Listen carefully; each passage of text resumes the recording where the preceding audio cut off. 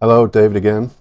And in the name of constant improvements, um, hopefully after yesterday's debacle, a whole day trying to upload one video, compressing it, decompressing it, the files being too big, the wrong ratio, in between different applications, camera, phone camera issues, grip issues with the tripod and the holder thing.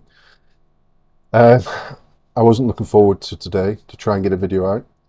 And then I thought, well, I've got this brand new Chromebook, which is an Android platform device um, based in the cloud.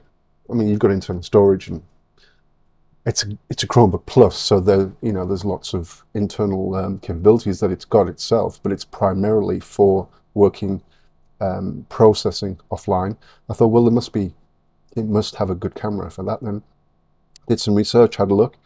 Um, did a test this morning, managed to make a 7-minute video, um, add some effects to it, change the audio, trim it in the application which I bought the other day, upload it straight to that, and get it on YouTube privately, obviously, because it was a test, all within an hour and a half. It's like, this is what I needed. So we're now on the Chromebook camera. Background is blurred out because before you were looking at a background was a shelf of mine, but this is my personal space behind me, and I'm not ready to share that with the world. Don't think I need to. So it's going to be blurred. I might look to add some effects later on to make it a bit more interesting. And because it's black in the background, I have my black shirt on, and I just look like a floating head with hands that occasionally came up, which was just strange. So the blue shirt, and I prefer blue. Blue's more me, to be honest with you. So that's great. What else changed? I'm sat at my desk. I've got my screen here, which I didn't have before. I don't have to set up my ironing board and boxes and all that kind of jazz. It's all just here, which is great. So, and I'm going to try and keep this under 10-15 minutes because the video yesterday turned out to be half an hour in length, which is just way too long. And not that I want people to watch it because it's a don't watch series, but if they were going to watch it, half an hour is a little bit too long, I think, especially of me just waffling on about these things. So, feedback from a friend as well. This works actually quite well. Feedback from a friend that I sent him the video, yesterday's video, and he's like, David, the camera's too high, it's looking down on you. You need to take up more of the picture. You need to have the camera on the same level as you. What is it he said? It looked like a naughty schoolboy being told off by his teacher. It was kind of like the camera was like a domineering kind of over me approach. So yeah. And this is good as well, actually, because I get to see myself in the screen below the camera. So you'll see my eyes flick down occasionally, but it's actually better for me because it means, although it is me, it's a representation of another human being. I'm not just sitting here talking to an empty camera lens. I actually have another human, even though it is me in front of me, which is a little bit easier for me, a little bit nicer. And I've got a timer right underneath the things, and I can see 4 minutes already gone. So let's make this quick. Quick is good. Screen to my right, I've got, in the theme of what I started yesterday, which was talking about blog posts, which I've been putting on my website, I have my most popular blog to date. It just happened to be the first one that I put up there. I don't know whether that's got anything to do with it, the algorithms of LinkedIn or anything along those lines. I create everything, my website, I created my own website, I create all my own blogs and everything through Wix. And I schedule them for, first of all, being published on the website, only on the website. So there's regular content going onto the website. And then I schedule them through Wix to be posted onto my LinkedIn. And I don't post all of them on LinkedIn. I post the ones which I think would be most well received, or I've got that good combination of the New View, Safety Differently, Safety 2, whatever you want to call it, and organizational coaching. So this is 5 minutes. Okay, I've got 10 minutes left. Got to keep on track instead of waffling. So this, as I said, is my first blog, most popular one to date.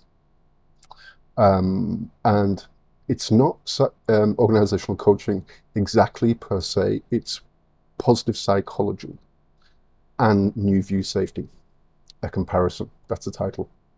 I'll put a link somewhere. Again, you have to find it, because I don't know where it's going to go. Could be anywhere. Could be up there. Don't know. Hopefully I'll put a link. Hopefully this time YouTube will let me. So, okay, enough waffling on.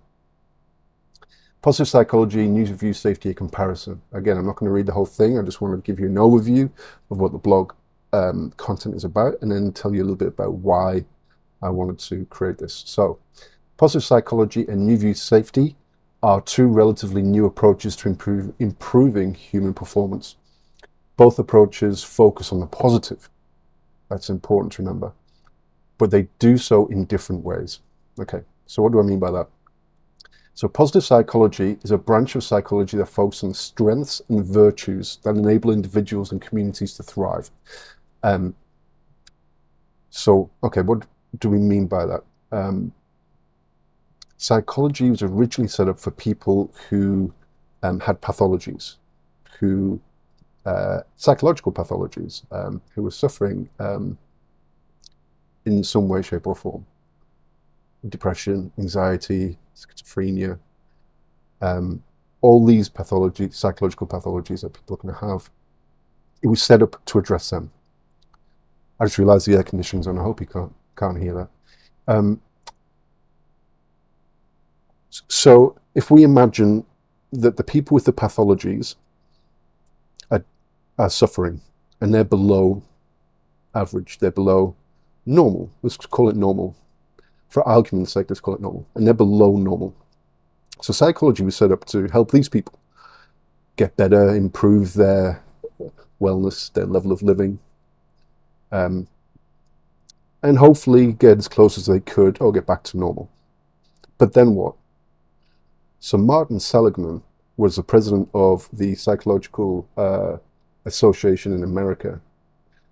After reading Rogers and Viktor Frankl, quick glances off to my blog here just so I don't give you duff information, he founded positive psychology. Now, positive psychology is a way of going from normal for the normal people and then improving that so you can thrive. So you can take your virtues, you can take your strengths and skills that you have, and you can magnify them. And by magnifying them, you become better. So psychology then turned from something that was purely for the people who had pathologies or were below par, below normal, whichever way you want to phrase it, to also being a tool, a service, a capability for people who wanted to improve beyond where they currently were, but who weren't seen as having psychological pathologies. So that's what positive psychology is. It's been around since, as I mentioned, 98. Martin Seligman, then president of the American Psychological Association, was the founding figure of it. It's going through several waves. It was originally set up for the individual. There are now, as with most things, it's improving. It's going through its phases and stages for not just individual, for communities, for groups, for people en masse. I'm not 100% au fait with the 3 waves as yet. I've briefly read them, and I don't want to talk too much about them at the moment because it's not really pertinent to this. So that is positive psychology. New View, we've already discussed in yesterday's video, but just a brief overview now as to how it connects in with positive psychology. So New View Safety is a management approach that focuses on identifying learning from things that go well, not just trying to stop things from going badly. So see the connection? Things that go badly, things that are going badly, you could say, if you use the original analogy for positive psychology, would be these people on this side who are, below par, trying to stop them from getting any worse. The comparison I'm making here is an older or the traditional view of safety as well, trying to stop things from getting worse. Positive psychology, New View Safety, trying to make things go well. Not just focusing, and it's not just focusing here, it's also focusing on this side. We need to have barriers and controls and stop things from going badly, but we don't invest all our time and energy there. We also say, okay, well, what's going well? Let's do more of what's going well, because if we can do more of what's going well, we'll likely be able to stop things from going wrong in the first place. So that was the reason that I wanted to, after I read about positive psychology, I learned a bit about it, and obviously knowing a bit about New View Safety, I thought there is a great comparison there. One is talking about a methodology for safety management of an organization and the culture that creates and how to improve on an organizational level.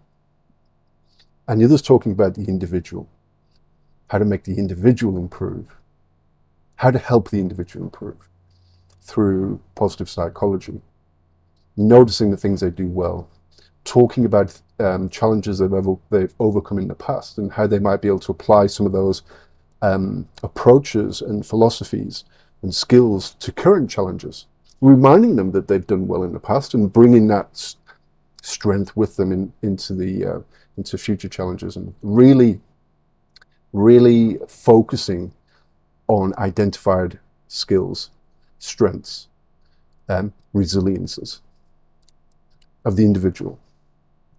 Now, all that is the same for New View Safety, for the organization. So when, and I love this phrase from, I can't remember who said it, it might have been Todd or Decker or some other famous safety talker. What's happening in your organization when nothing bad's happening? Because as safety practitioners and professionals, we can sit around and go, oh, well, all right, we've been lucky, let's keep on doing what we're doing.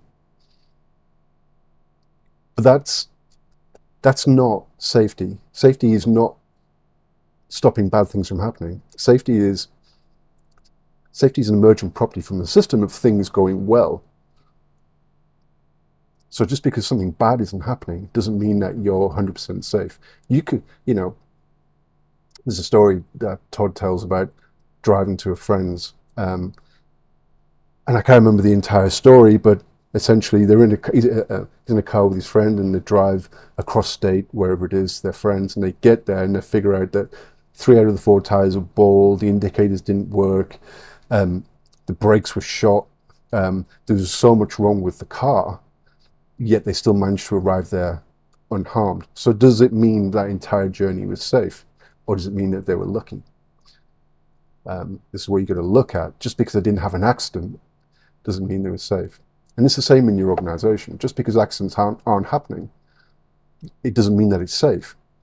But then also as well, you need to look at, okay, well, when things go well within the organization, and they go well because they've been planned well and because they've gone the way that we expected them to go, how do we improve on that? How do we, first of all, before we start improving it, how do we recognize it? How do we talk about it? And how do we therefore then ultimately start improving it and communicate that as well throughout the organization? Okay, this is what we do. It's gone well so far. We understand the processes. We understand, we've got this resilience. We've got this capacity for failure. Is there anything else we could be doing? Because we've not had any accidents here so far, but can we improve?